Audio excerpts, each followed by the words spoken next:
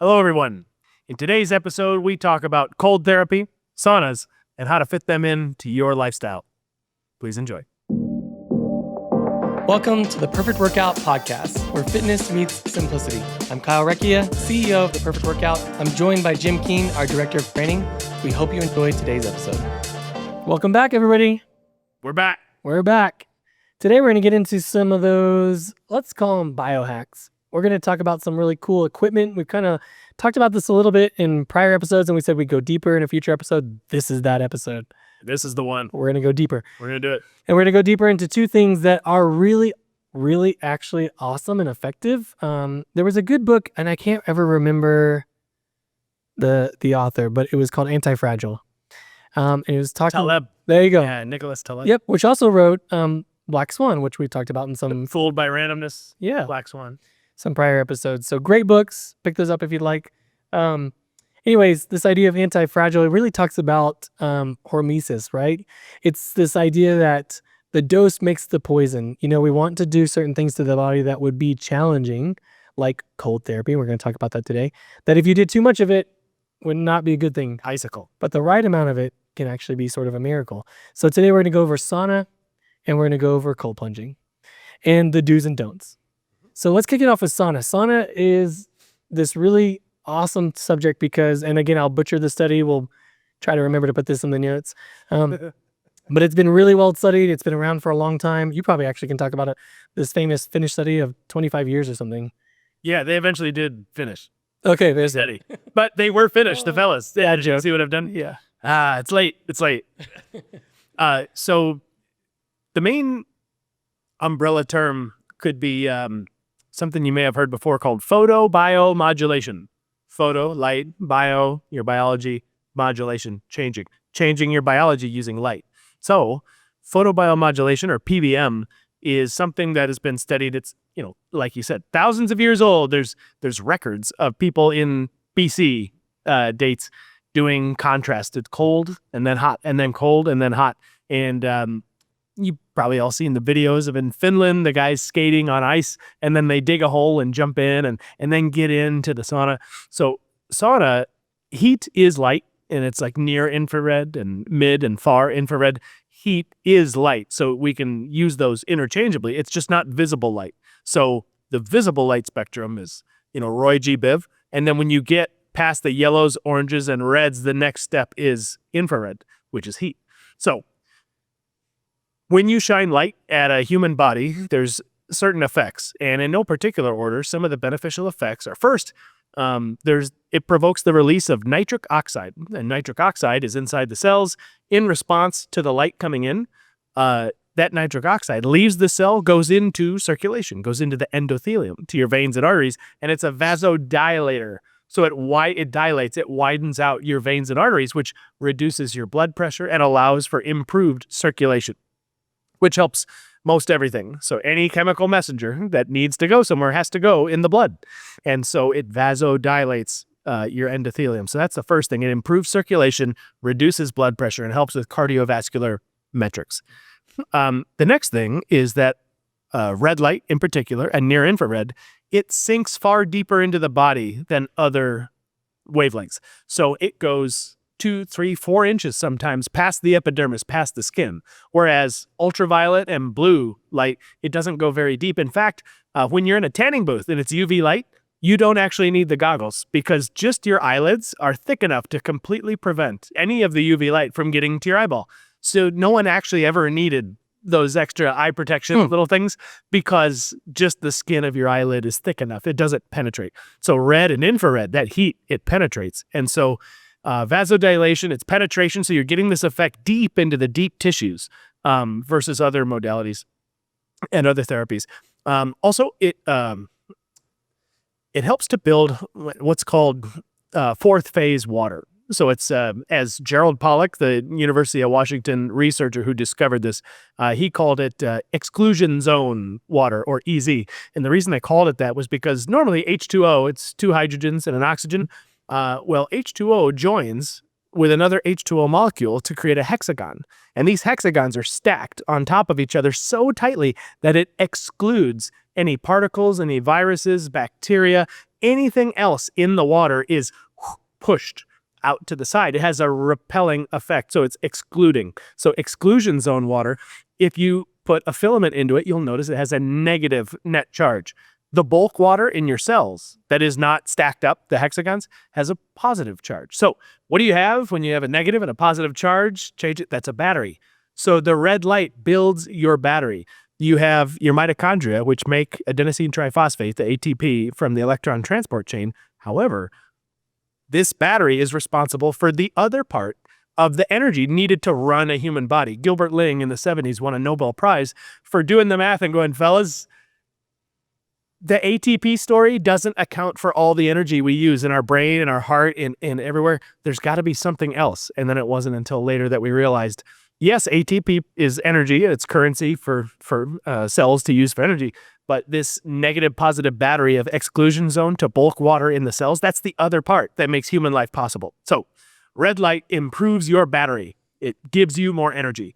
So it vasodilates the cells. It gives you more energy. And some lesser known effects are like, you've seen the red laser, on people's faces to get rid of wrinkles. That's because red light provokes the production of elastin and collagen in the skin, wherever it is. So people do the red light face masks for that purpose.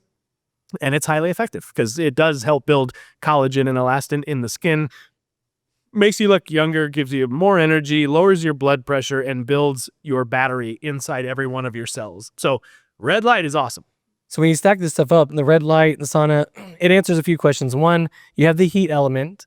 And the detox, I forgot, because you have a sweating effect. So now you're detoxifying as well, the largest organ in your body, your skin. So yeah, the light, the photobiomodulation has that effect, but the heat itself does have a sauna effect, a schwitzing effect, a sweating effect, right, to help you offload toxic things that you've stored. Yeah, so when people talk about red light, when they talk about saunas, we're like, hey, first of all, you can have a sauna that doesn't have red light. You can have red light that doesn't have so much of the heat. Right. So we highly recommend doing an infrared sauna that has light, and you can do red light therapy in an infrared sauna, and the heat element, because then you're stacking these benefits. The second piece of that, just like you said, there was a cool study, I think it was on firemen, where I think this is one of the cohorts that we know has the highest levels, parts per million, of forever chemicals in their body. Oh, right. Oh, it's the 9/11 firemen. Yep. Who breathed in all the chemicals from the, Yeah, so they had, you hear all over the media right now, forever chemicals, microplastics, these sorts of things. And they're pretty scary stuff, and we don't want to have these in the body. Well, they took this cohort who had the highest levels of forever chemicals, and of course they did. Half the firemen had the high levels, the other half had the high levels. This group sauna, this group didn't. At the end, it was something like the firemen who did saunas had a lower level of forever chemicals than the standard population right did. Even Yes. that weren't firemen who didn't get exposed. So not only did they decrease their levels of that toxicity, but they decreased them even further than the levels that the standard population who were not exposed to those chemicals had. So Super cool. I think this is a reason that we see that study again on, it was like a 25-year study. And so essentially the people that did heat, sauna, over in Finland, if they did it 1 time a week, 2 times a week, up to 5 or 7 times a week. Yeah, it was kind of a linear result. It was a dose response. Yes. The more you saunaed, the more you decreased all-cause mortality, even when they adjusted for healthy habits. Right. Even they would adjust it out for, well, maybe if people sauna, they're less likely to smoke. Or the type of person who saunas is also the type of person to avoid these destructive behaviors. They adjusted those out, and the outcome was essentially, this is as potent when it comes to decreasing all-cause mortality of certain things that we know of, in addition to strength training. Right. And then here are some of the reasons why, which you got into. Yeah. So you have that piece. So if you're going to sauna, awesome, you should. Yeah. If you're going to sauna, infrared sauna with red light therapy, absolutely, double whammy there. Yeah.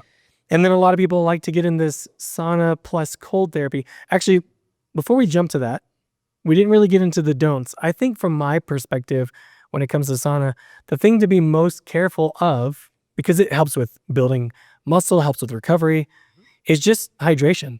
Wouldn't you say? Yeah. Just You're losing, you need to replace. It's like how the ads for Gatorade say, you don't just lose water, you lose all these minerals. If you're going to be sauning on a regular basis, be sure to have some sort of replacement, whether it's LMNT, sport drink, Gatorade, whatever it is. Just replace the potassium, the magnesium, the phosphorus, the sodium, because you're going to be losing a lot of water, and your circulation is going to be picking up, and you'd be surprised at how much you can lose. That's why wrestlers, when they have to make weight, they get in the sauna in a big trash bag, and you'd be shocked that you get done with the sauna, you're 2 pounds lighter. That's 2 pounds of water.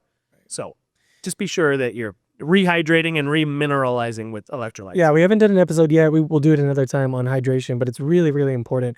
And I think that's why sometimes people will get into saunas and they'll be like, man, I'm not feeling as good as I thought I would. Yeah, I kind of feel run down. Yeah. Well, on this side, you're getting a lot of great results. And on this side, you're just not hydrated enough. So pretty simple. Get the electrolytes in, get some water in, you'll be fine. Yeah. Okay, so when you talk about sauna, on the other side of the coin, that's hot, you have cold. Yeah. And like you said, a lot of people put these together. Before putting them together, let's just talk about cold therapy. What do we know about it? How is it beneficial? And what should we look out for? So when the human body is exposed to the cold, it provokes several different adaptations from the body, and many of them are very productive and desirable. So I guess the basics center around our mitochondria, which are little electromagnets inside our body that produce the ATP. So for those of you who don't know, it is going to be a little technical, but the mitochondria has something called the electron transport chain. And you might remember high school biology, the Krebs cycle, the citric acid cycle. Inside the mitochondria is your powerhouse, your cell. And what happens is there's 5 stops along the way, 5 cytochromes, chrome color. That'll come in handy later.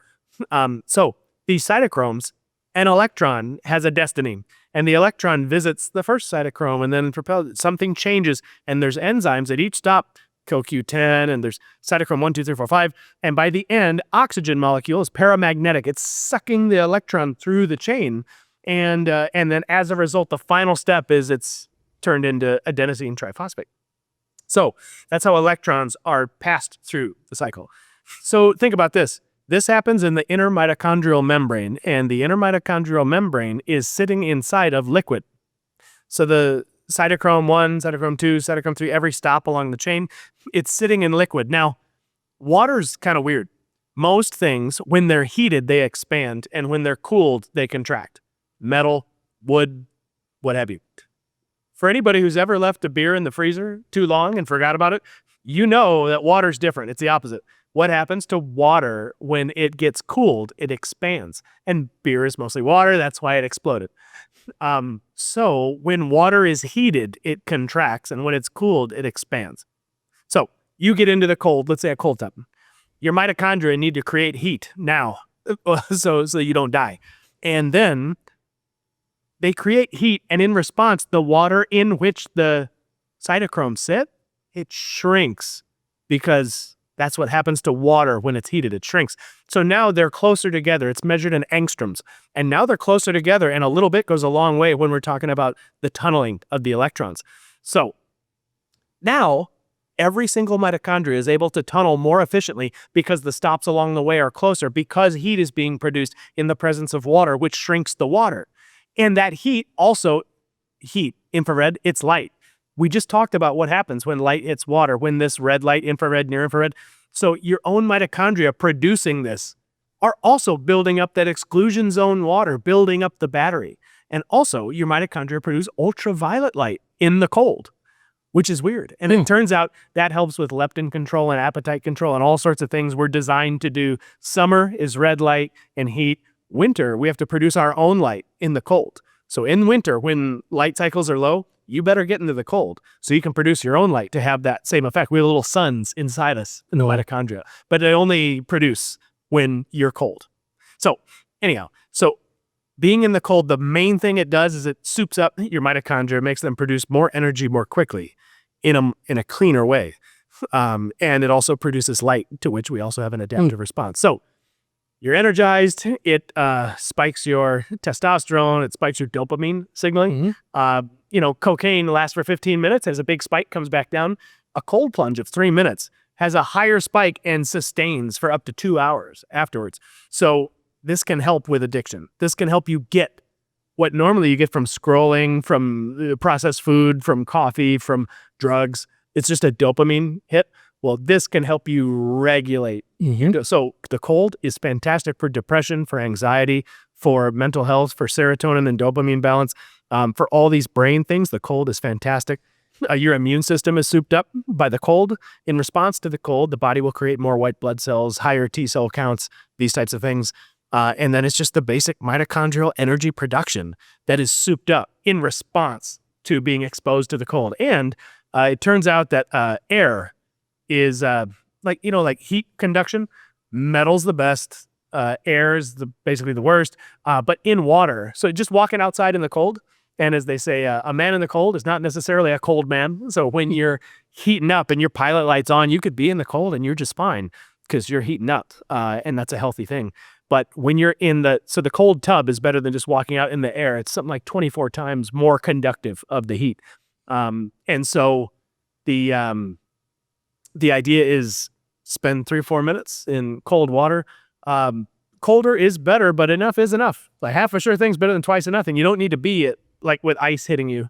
It doesn't need to be miserable. Yeah. You just need even because you're 98.6, even 70 degrees still has some effect, right? And some is better than nothing at all. Yeah, and so there was a cool episode, I plug her podcast a lot, on Gabra Lyons, and she had somebody on that was really kind of a deep knowledge person on this stuff. She gets into, I don't know if you can speak to brown fat at all. Sure. Some of that activation, so we'll go to that in a second.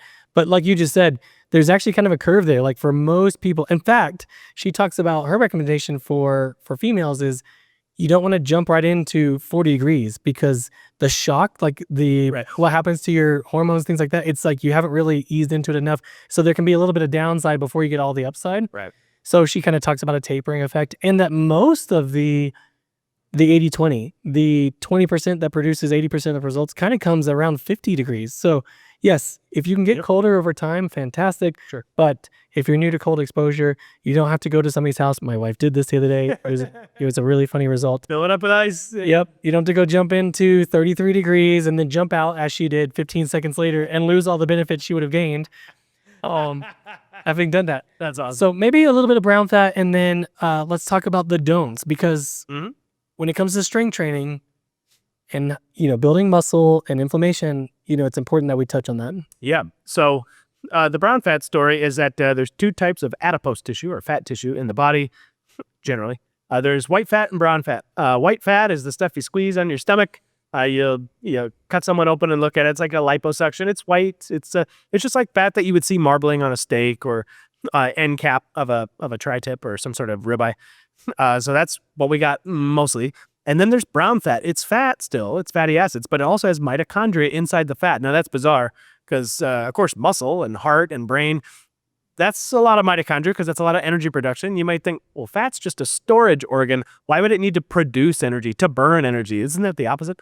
So there's this type of fat, very prevalent in newborns and young children. Then you lose it over time. It's basically a way to heat you up without you having to do stuff. And the mitochondria inside are very high in what they call uncoupling proteins. So remember I mentioned the electron transport chain. There are proteins that can interact with the electron transport chain to uncouple the chain. So when the electrons come through, they just spit out heat. It's just wasted as heat. So the electrons don't go through and create ATP. The electrons get uncoupled by this protein and just spit out free heat. So it's very inefficient for the purpose of producing heat. So you're in the cold and your body's reaction. How are we gonna heat this person up? We're gonna die at some point if we stay in the cold. And so it makes you shiver. So that's muscular contraction, which is great for burning glucose, and it's a little workout. So that produces heat. But what else can we do? And the body's very novel. So it can increase the amount of brown fat, which increases the uncoupling protein. It gets upregulated, increases in number and effect. And so that can help you heat up. And that also, the presence of brown fat increases your resting metabolic rate, which then increases your TDEE, total daily energy expenditure. Yeah, so you do this, you do it, 2-3 times a week, maybe 2 to 3 minutes, 50 degrees. So we're talking, this is another one of those perfect workout things, right? It's like 11 minutes maybe, gives you a lot of the benefits. Right. You're doing this, and we'll get into the don'ts in a moment.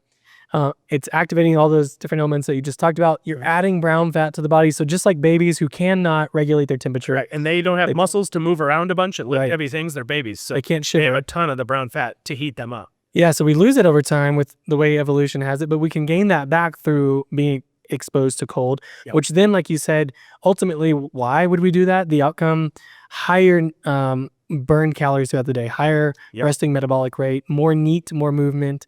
Yep. So just more efficient fat burning Yep. from being cold. Okay, so the don'ts on cold therapy. Other than Don't become a being being there for 30 minutes, hypothermia. I mean, this stuff is real. Don't turn into a Batman villain. Don't found on Everest. Mr. Freeze. Yeah, I say Mr. Freeze. Yeah, it's not like longer. People will go out and they'll haven't been exposed. Well, there's a few things here. One, haven't been exposed to this before. So now you're on this trip with a bunch of friends. You're like, I'm going to go jump in that lake. First of all, just the dangers of jumping into a lake. Even a normal lake.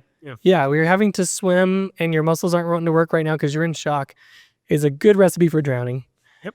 And then, of course, the other more is better. I'm going to do this now for 15 minutes. Right. That's dose and poison. This is when I was first experimenting with this, it was fall of 2013. And I had just moved to Chicago. I got off the road, moved to Chicago, and I was first learning about all this, cold thermogenesis and cold stuff. And I was about a 15-minute bike ride from Lake Michigan, Chicago. And so I would ride a bike over there, and I would swim in Lake Michigan. I started in August, which the temperature was cold because it's Lake Michigan. Yeah. But it wasn't super bad. But I would do this probably 3 or 4 times a week. I'd go over there so I could acclimate. And by December and January, it was in the teens, in the 20s, and the ice had gone out past the beach to the point where you'd walk out on the ice, and I was in boxers and wetsuit gloves and wetsuit boots, and then a big floppy-eared hat with a Chicago Bears C on it. Of course. Bears. Praise be to Ditka deep dish pizza. It used to keep me warm. The point is, I would go out there, and by the time I jumped in the water, I was like neck deep in this, and there's ice hitting me. And honestly, like when I climbed out, I was cherry red and just steaming. And again, a man in the cold is not necessarily cold. Man, I felt incredible. I felt fantastic. This is so good. I didn't get sick all winter, but there was a time in February where I noticed while I was in there that there was no one else on the beach because it's February. It's Montrose Beach, in Chicago. And what I would do to avoid hypothermia, I knew that the first thing that happens, to your point about be careful, is that your fine motor control starts to fail. So when you join your thumb to all your fingers, right now you can go really fast, right? So the trick was every couple of moments, you'd raise your wetsuit hand and you'd see how fast you can do this. And there would come a point where this is as fast as you could do it. And you're like, oh, it's time to get out. It's time to get out. And then I tried, but my muscles weren't working right. Everything was numb pretty quickly because it was very cold. But your gross motor control also starts to fail. So I couldn't pull myself up out. So now I'm and there's no one else at the beach. And I'm trying to figure out if I can find somewhere to put my foot. Oh, man. And I was like, ow, I can't die like this. How embarrassing. Some guy with a Bears hat. And so I was able to clamber out, and the adrenaline hit, and I was able to do it. And I got home, and as I was undressing to take a shower, I noticed blood all over my shins because I was completely numb. I didn't feel it, but I had scraped my legs up on the ice trying to climb out. And I think that was the end of the season for me. So the benefits you were getting from cold therapy were... Yeah, it's like that was cool, but not at the expense of, what could have gone wrong. Right. So when you're doing this, one of the don'ts is don't be foolish and don't try to go too quickly. Start just ice in your bathtub or something, like something very basic. And another don't is that a lot of people like to combine the sauna or the cold with their workouts. The sauna, you can put before or after. Before, it's a great warm-up, improves circulation. After, it improves recovery. So either one, great. It can improve performance at the workout. It could also help you recover faster from the workout. The cold, don't ever put the cold after the workout because the cold reduces inflammation drastically. And a workout, you need the inflammation. So you have emptied fuel, your adrenaline's up, you've torn up some muscle fibers, you've done a lot, and there is an inflammatory cascade that is highly desirable because that's a signal to the body. We need more glycogen in that muscle. We need to build new muscle fibers. We need to build hypertrophy. We need to build strength. We have all this stuff to do. Let's go. So when you mute that signal with the cold, the adaptation is never produced because the signal's gone. So you don't want to short circuit it. However, putting it before the workout, if you have that available to you, is highly effective because one, the energy production I mentioned before about shrinking the water, so the electron transport chain transports faster. So you have better energy production, and you take longer to fatigue in the workout. One of the main mechanisms of fatigue is not actually the contractile properties of the protein in the muscle. You just overheated. So when you overheat, that's the point at which the muscle can no longer forcefully contract and you hit failure and you tend to fatigue a lot.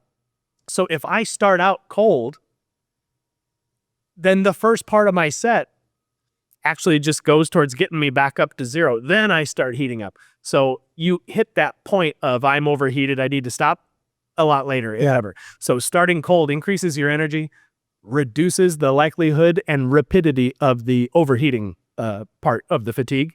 And it's fantastic before the workout, but certainly not after. Because you'll short circuit the very desirable and necessary inflammatory process that's acute that comes from the workout. So cool. Yeah. People have written books on this stuff. They've done 4-hour podcasts on this stuff. We won't do that today. Thank you. There are a lot of resources out there. Bring my notes. Yeah. But 2 of the hacks that we'll talk about, in addition to your strength training, when it comes to this idea of being anti-fragile, again, the dose makes the poison and you don't need a lot here. So get hot, get cold. You can do this free. There are many ways to go get really hot in a free way. Get uncomfortable. Yep. You can take a cold shower. Fun, comfortable. Yep. As well. Be careful of those pieces. Put them together in a way that's going to stack in those systems that you're creating to best meet your goals and have some fun with it. Yeah. Cool, man. Hot and cold. Hot and cold. Get into it. All right. See you soon. Thanks for tuning in to the Perfect Workout Podcast. We hope you found today's episode inspiring and actionable. If you're ready to take the next step in your fitness journey, visit us at theperfectworkout.com for more resources or follow us on Facebook, Instagram, or YouTube. Don't forget to subscribe, leave a review, and share this episode with someone who could benefit. Together, let's make fitness simple, empowering, and a part of life well lived. See you next time.